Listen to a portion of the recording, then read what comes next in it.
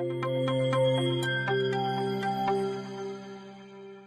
evening everyone, myself Diksha, am senior nursing tutor RPIET campus Bastada Karnal.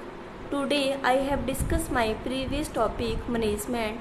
So in this session I have to introduce that nature or characteristics of management.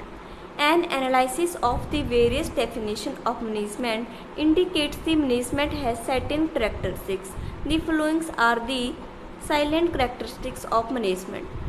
इसमें हम बात कर रहे हैं कि हमने पिछले डेफिनेशन से हमें क्लियर हो गया है जो हमने मैनेजमेंट में पढ़ा है कि इसके बहुत सारे करैक्टरिस्टिक्स हैं जो क्या कुछ साइलेंट हैं और कुछ अच्छे से दर्शाए गए। Management first one, management is a factor of production. Manager primarily task to secure that productive performance throughout planning, direction and control. It is expected of the management to bring into being the desired result. Rational utilization of the available resources to maximize the profit in the economic function of a manager.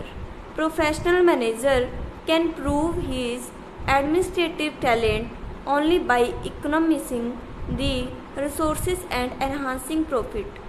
According to Kimball, management is the art applying the economic principles that underlie the control of man and material in the enterprise under consideration. First of one बोला गया है कि management is a factor क्या है production का, जिसमें क्या है एक मैनेजमेंट में सबसे पहले हमें प्लानिंग करनी पड़ती है, प्लानिंग के हिसाब से चलता है, देन डायरेक्शन देनी है हमने लोगों को, देन क्या करना है उस पर कंट्रोल भी रखना है ताकि जो मैनेजमेंट का गोल है अच्छे से अचीव हो जाए। हम कंट्रोल कैसे रखेंगे, कुछ रूल्स वगैरह सेट करके और अच्छे से यूटिलाइजेशन करेंगे, रिसोर्सेज का फंक्शन करेंगे एज ए मैनेजर। देन आ जाता है management also employs skill in the experience in getting things through out people. Second आ जाता है management involves doing the job through out people. The economic function of the earning profitable return cannot be performed without enlisting cooperation and scoring positive response for pupil. Getting the suitable type of the pupil to execute the operation is the significant aspects of the management.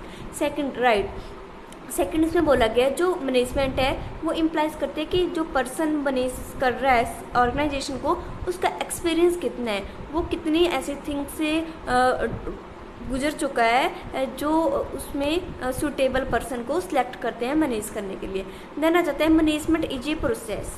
Management एक organisation की process होती है, management zero है तो organisation की process भी zero ही होगी। Management is a process, function or activity. This process continue till the objective set by administration and actually achieved. Management is a social process involving coordination of the human and material resources throughout the function of the planning, organization, staffing, leading and controlling in order to accomplish state objective. Management एक ऐसी process की तरह कैसे होगी क्योंकि एक इसमें system wise process system होता है। मीन्स फॉर एग्जांपल इसमें एक फार्मूला लगा लेते हैं जैसे POSDCORB means planning, organisation, staffing, directing, coordinating, reporting and budgeting. Proper हम प्लानिंग को वन बाय वन स्टेप करेंगे। Management is a universal activity. Management की एक्टिविटी यूनिवर्सल होती है, ये किसी भी परफॉर्म करने या चलती रहती है।